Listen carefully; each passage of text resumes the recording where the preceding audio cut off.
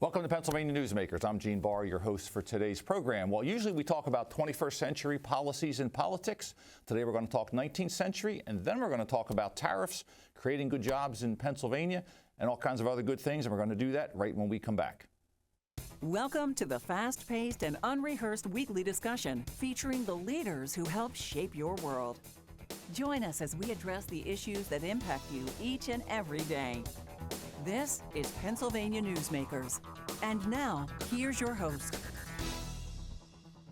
Welcome back to Pennsylvania Newsmakers. My first guest today is Jackie Spainhour. Jackie is the new president of the Gettysburg Foundation.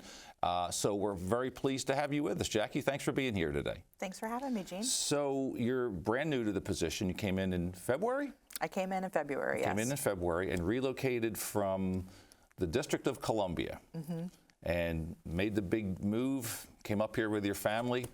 A little bit of a difference, Washington, Gettysburg. How are you finding central Pennsylvania? I'm loving central Pennsylvania. It's very different, nice change of pace, let's put it that way. All right, yeah, it certainly is that compared to D.C. Now, the last position was an interesting one, and I have to do a disclaimer because I am part of Jackie's board because of my interest in Gettysburg. So your previous position was, tell us what that was. I was the president at Historic Congressional Cemetery in Washington, D.C. What is that?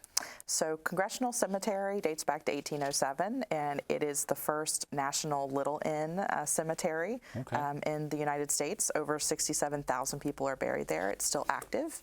And while I was there, I was essentially helping with fundraising, programming, managing actual death care as well because it's still active. Okay, so a lot of people here hopefully know Gettysburg, but I'm not sure they completely know what the Gettysburg Foundation is and does. Tell us a little bit about that. Sure. The Gettysburg Foundation is the nonprofit partner of the National Park Service at Gettysburg, and that includes the Gettysburg National Military Park and the Eisenhower Historic Site. We're essentially the philanthropic arm. We help them with fundraising and ensuring that they have what they need to get their work done. So this is an interesting situation because it is, I think, one of the only public-private partnerships between a private organization and the National Park Service there at Gettysburg. So it's a little bit of an interesting situation. I believe we're one of two. One of two? Yes. Okay. Yeah. It's a very interesting partnership. I think that it's really advantageous, especially in times like this, that we're able to assist when things are needed. Yeah, and I think people also forget about the Eisenhower National Historic Site, which is one of, in my view, one of the real jewels and underappreciated jewels that we have here in this Commonwealth. So, absolutely. Great. So what drew you here? I mean, as we talked about, this is a fairly big change in terms of venue. So what drew you to this Gettysburg position as head of the organization? A couple of different things drew me. One is that I have always been interested in 19th century history. That's really where my focus has been as a professional. I ran a historic house museum, and then I went to the cemetery. And at the cemetery, Matthew Brady, the Civil War photographer, is buried there. And I came to know and love the Civil War more as I worked with people in that position. And when I saw this position open up at Gettysburg, I thought really differently about how we could interpret national memory, and I felt like I could really use my expertise to ensure that people are continuing to understand the Battle of Gettysburg and the impact that it's had on us as a nation and how we can continue to learn from it today. What's the relevance, in your view, in addition to what you said, the relevance of Gettysburg to today? You made a couple of references to that. So what's the relevance of something that happened 160 plus years ago to living here in 2025? Yeah, there's many points of relevance. I think the top one for me is lessons in leadership. And we have a program at the Gettysburg Foundation called our leadership program, where we essentially use battle information from the actual Battle of Gettysburg and the commanders and learn from their decisions. And we put you in a position to say, how would you make this decision? And I think many of the tactics that were used in the Civil War remain relevant today in terms of critical thinking and leadership development. So I really feel that that's the most current connection with how we could use Gettysburg. Of course, there's also thoughts about how Gettysburg and national memory, like I said, is something I think we need to continue to remember the lessons of Gettysburg, sacrifice, bravery, the importance of what our armed services do today. I think there's still very many contemporary references we could get from the battle. Yeah, I think that's absolutely true. So we're going to take a quick break here. So when we come back, I'd like to pick up more on the leadership side, because I think that's absolutely critical, and I think there's some very interesting tie-ins to Lincoln, as you noted, with the current climate of today. So we're going to take a quick break, and we'll be right back. This broadcast of Pennsylvania Newsmakers is presented by the Pennsylvania Chamber of Business and Industry, the statewide voice of business, and by the Pennsylvania State Education Association, bringing the power of a great education to our schools, our students, and our communities.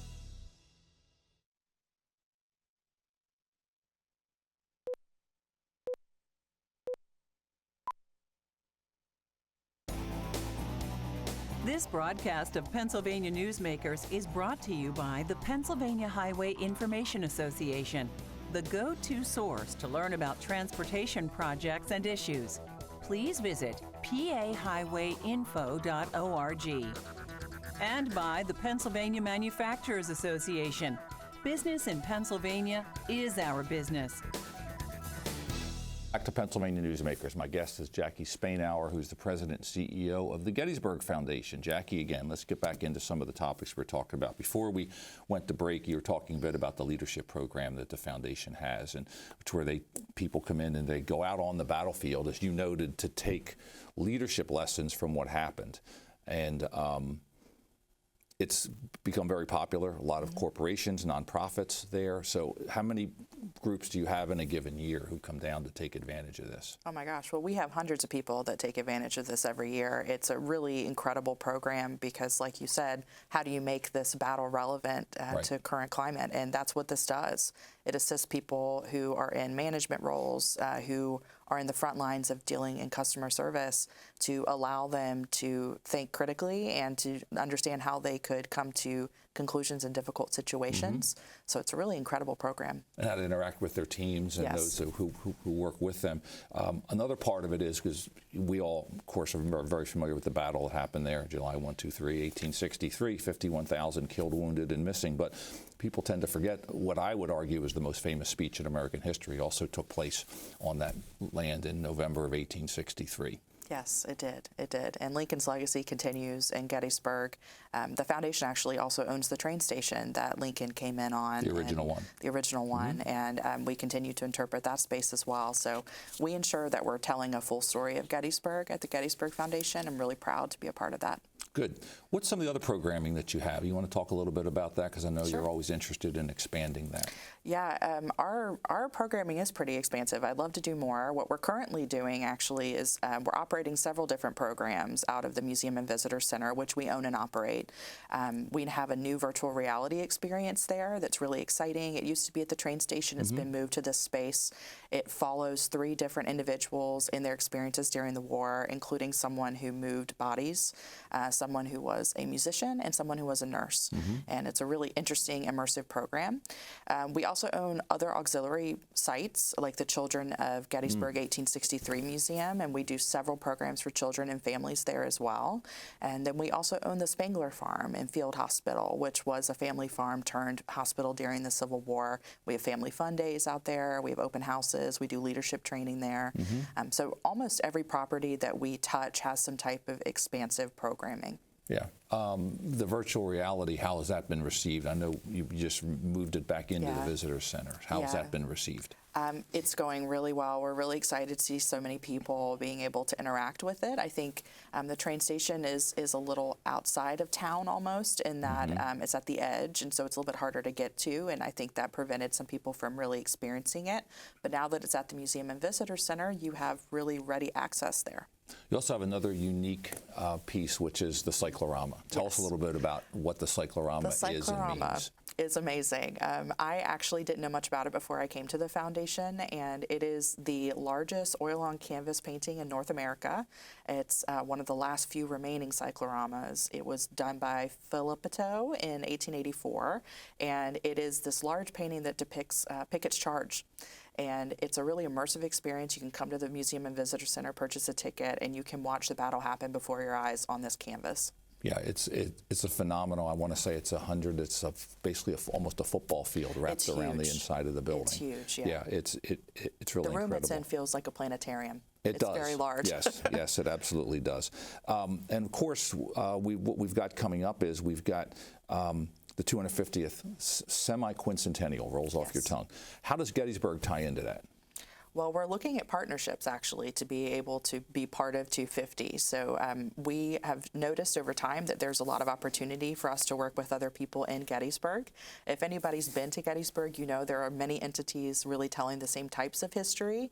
And so my goal as the new president and CEO is collaboration, and I want to be able to work with these people as well in organizations. So we are going to do things together.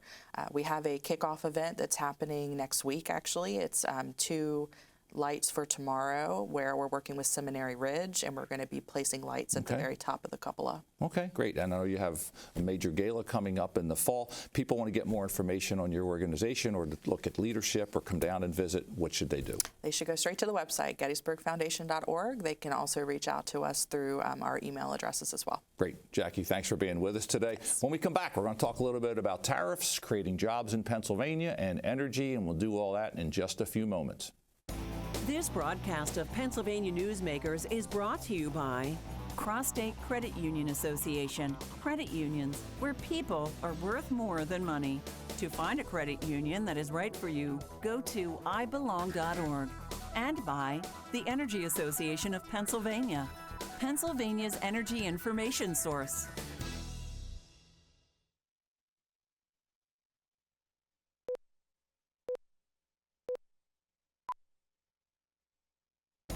This broadcast of Pennsylvania Newsmakers is brought to you by the Association of Pennsylvania State College and University Faculties, representing the faculty and coaches who are devoted to providing quality public higher education for Pennsylvania's college students. Welcome back to Pennsylvania Newsmakers. Our guest today is a very frequent guest here on Pennsylvania Newsmakers, Dave Taylor. Dave is the president and CEO of the Pennsylvania Manufacturers Association. Dave, thanks for coming on Newsmakers. Oh, my pleasure, Gene. Great to see you. So you've been on so often. I know a lot of people know what the PMA is. Tell us anyway, Sure. Please. It's the century-old statewide not-for-profit trade organization representing the people who make things here in the Commonwealth. That manufacturing is the engine that drives our economy. Over 500,000 jobs on the plant floor, $100 billion a year in value added, and that core manufacturing activity sustains millions of additional Pennsylvania jobs in supply chains and distribution networks. Sounds like you said that once or twice Times. before. It's kind of down there. Good. All right. Let's start with the obvious that has roiled the markets and has impacted so many things across the board over particularly the last couple of weeks, which is President Trump's announcement on tariffs. Right. Tell us what the initial reaction from the manufacturing segment is on tariffs, because as originally announced, very broad. Now there's some uncertainty over exactly who's going to what and when they start and everything else. Yeah, well, as you saw from the market response, there's a lot of concern about disruption. But then again, that's the hallmark of President Trump. He's a disruptor. And that, the great prize in the game of international trade is to have access to free spending American consumers.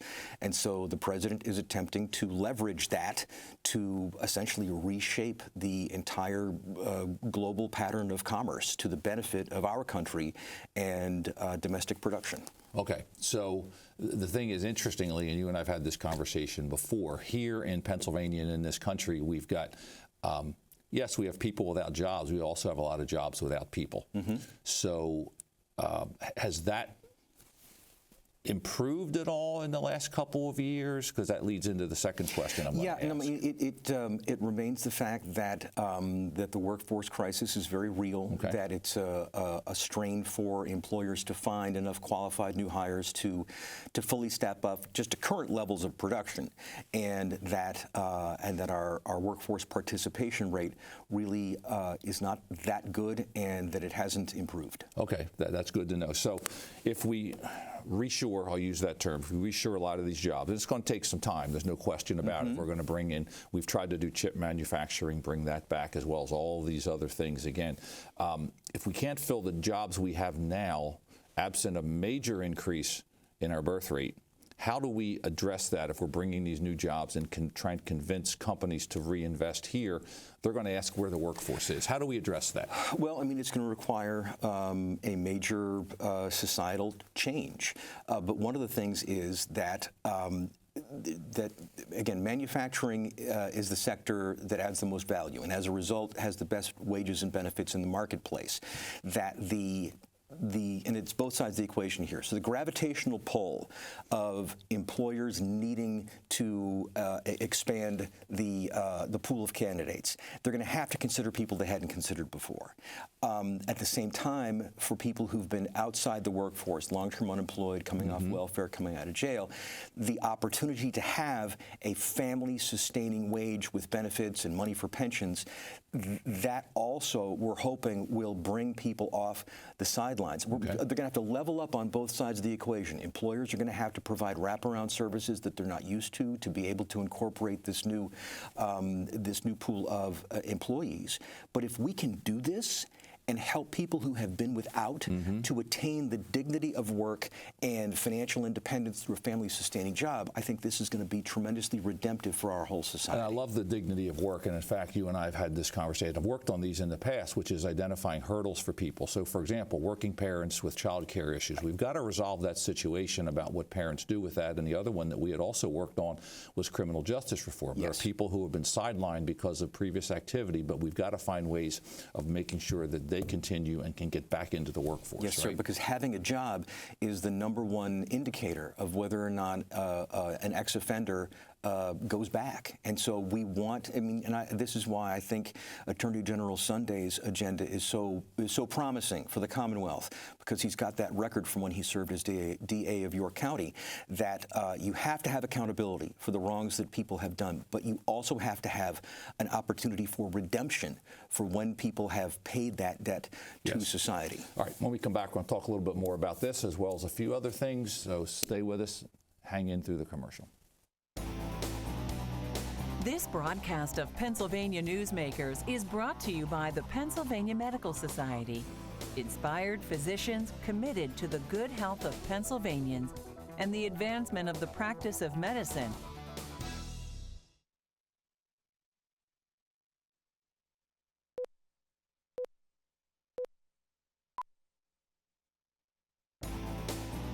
This broadcast of Pennsylvania Newsmakers is brought to you by Pennsylvania American Water. We keep life flowing across the Keystone State. Welcome back to Pennsylvania Newsmakers. We're talking with Dave Taylor, President and CEO of the Pennsylvania Manufacturers. We're sitting here talking a little bit about workforce issues, et cetera.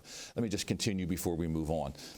Does our need for workforce also include, say, for example, increasing our, and I say this carefully, legal immigration, that is H-1B visas, et cetera, to get in people who can fill these kinds of jobs? Is that something we should look at? Yeah, I mean, yes, and that's something that, that the business community has, long been concerned about. Unfortunately, it's been, in Congress, it's been tied in with, other issues regarding immigration, because the president has taken the strong stand to stop illegal immigration and has made great progress on that. We've still got to, get out the illegals who came in during the Biden administration. But once that issue is properly dealt with, we can focus on how do we identify and permit those people from other countries who have come to America for the purpose of building their lives and careers here, and hopefully to become Americans. That there are a lot of foreign students who graduate from American colleges and universities, and that we need to be able to incorporate the know-how that they gained here into the productive sector. Yeah. Let me move on to politics and elections, because I know you follow that as well, because you have to. So a couple of recent issues. One, there was a open state Senate seat in Lancaster that went to the Democrats, long-term Republican seat, and then the Supreme Court race in Wisconsin, despite a lot of spending on both sides, went to the liberal Democrats. Does this say anything? I know usually the party that's in power tends to lose in the out years, but what do we draw from, particularly here in Pennsylvania, that state Senate seat? Well, I think it shows that the political mechanism that the Democrats have put in place with mail-in voting, that is a very strong network that functions at all times, especially in those off-cycle elections. So it isn't just about motivating people to get to the polls on Election Day.